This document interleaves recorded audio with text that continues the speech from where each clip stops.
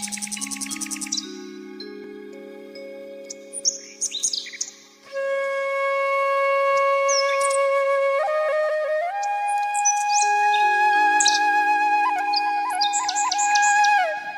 श्री राम मित्रों, आज के एपिसोड में हम बात करेंगे हस्तिनापुर के महाराज शांतनु और गंगा की प्रेम कहानी।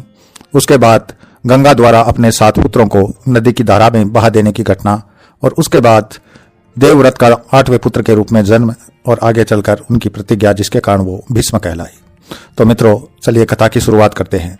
प्राचीन समय की बात है। पृथ्वीलोक पर महाभीष्म नाम के एक राजा हुए, जिन्होंने अपने जीवन में कई बड़े बड़े यज्ञ किए और इसी कारण उन्हें स्वर्गलोक में देवत्व की प्राप्ति हुई। एक दिन स्वर्गलोक में ब्रह्मा जी की सेवा में सभी देवता और राज ऋषि एकत्रित हुए।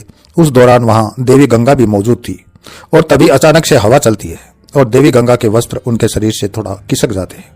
अब जैसे ऐसा होता है, वहां मौजूद सभी देवता और राज ऋषि अपनी नजरें नीचे झुका लेते हैं, मगर उनमें से एक राज ऋषि जिनका नाम था महाभीष्म, ये वही राजा थे जिनको देवत्व की प्राप्ति हुई थी, वो अपनी नजरें नहीं झुकाते और देवी गंगा को देखते रहते हैं और उनके रूप और सौंदर्य पर मोहित हो जाते हैं। इसके साथ ही देवी गंगा भी महाभीष्म पर मोहित हो गई और दोनों एक दूसरे को एकटक देखने लगे।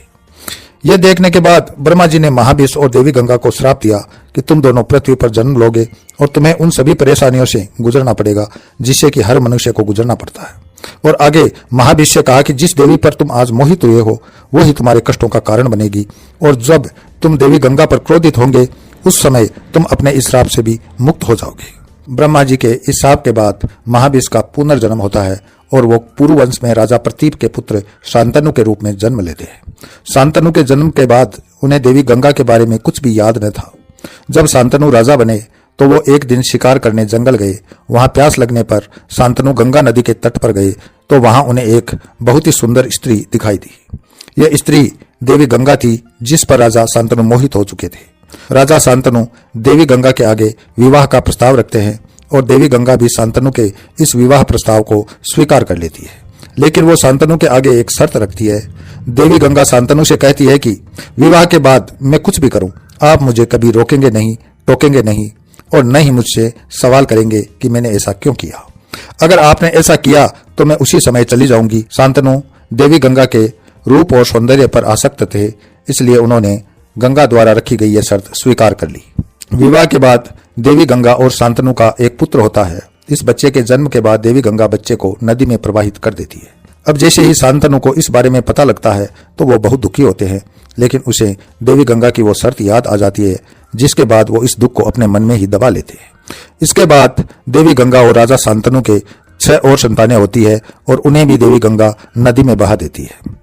अब तक देवी गंगा अपनी 7 संतानों को नदी में बहा चुकी होती है।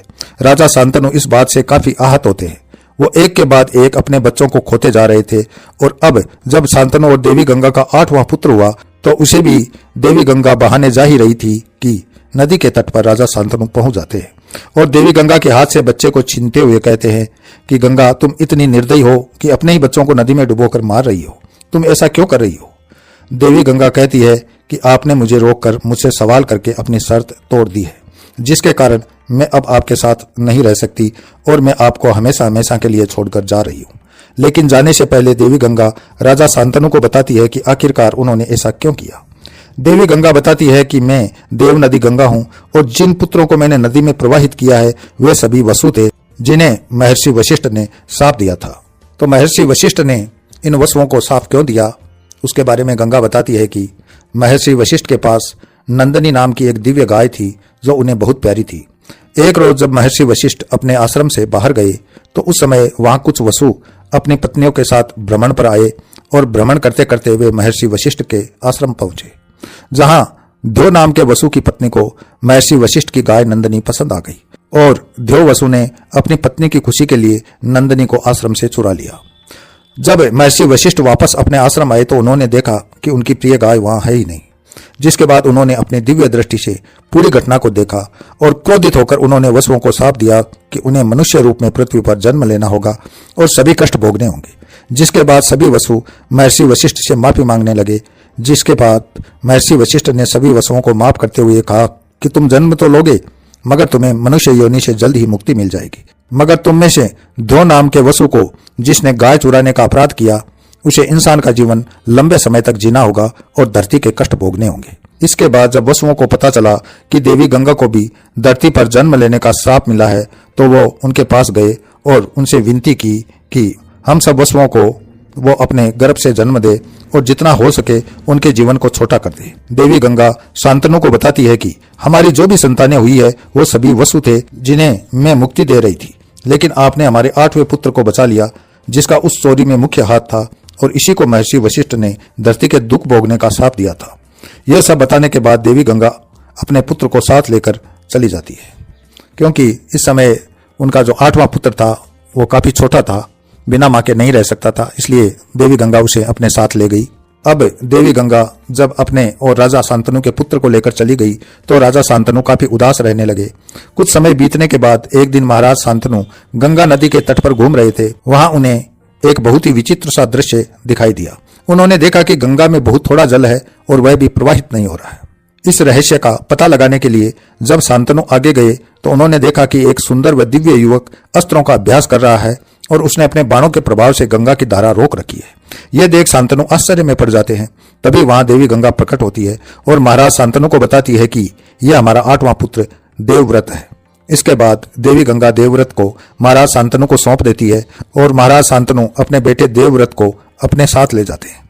फिर महाराज शांतनु को एक दिन सत्यवती से प्रेम हो जाता है। वहीं अपने पुत्र के वापस मिलने के बाद वे देवव्रत को हस्तिनापुर का युवराज बनाने की घोषणा कर देते हैं। सत्यवती को जब यह बात पता चलती है तो वे शांतनु को उनके पुत्र या अपने में से किसी एक को चुनने को कहती है। अब कई सालों बाद बेटे का सुख मिलने के बाद वो उसे खोना नहीं चाहते थे। शांतनु अपने बेटे को चुनते हैं, जिस कारण सत्यवती से उनकी दूरी बढ़ जाती है और वे फिर से दुखी जीवन जीने लगते हैं। अब देवव्रत से अपने पिता की ऐसी दशा देखी नहीं गई, जिसके बाद देवव्रत सत्यवती के पास जाते हैं और अपने पिता की खुशी मांगते हैं। लेकिन सत्यवती कहती है कि अगर वे हस्तिनापुर में रहेगी तो महारानी बनकर और उनके पुत्र ही भविष्य में राजा बनेंगे। इसी शर्त पर वो महाराज शांतनु से विवाह करेगी। तब देवव्रत अपने पिता की खुशी के लिए प्रतिज्ञा लेते हैं कि महाराज शांतनु और माता सत्यवती से उत्पन्न पुत्र ही राज्य का अधिकारी बनेगा और वे खुद आजीवन ब्रह्मचारी रहेंगे। इस भीष्म प्रतिज्ञा के कारण ही उनके पिता ने उन्हें भीष्म नाम दिया और साथ ही इच्छा मृत्यु का वरदान भी दिया। शायद आगे चलकर जो महाभारत का युद्ध हुआ उसे भीष्म रोक सकते थे अगर वो अपनी जिम्मेदारियों का ठीक से निर्वहन करते, लेकिन उनको महर्षि वशिष्ठ द्वारा दिया गया शाप भी झेलना था। मानव शरीर में रहते हुए वो लंबा जीवन जीते हैं और कई तरह के कष्ट भोगते हैं और अंत में उनकी बड़ी ही दर्दनाक मृत्यु भी होती है। तो मित्रों, इसी के साथ मैं अपनी वाणी को विराम देता हूं। अगले वीडियो में फिर मिलते हैं, तब तक के लिए जय श्री राम।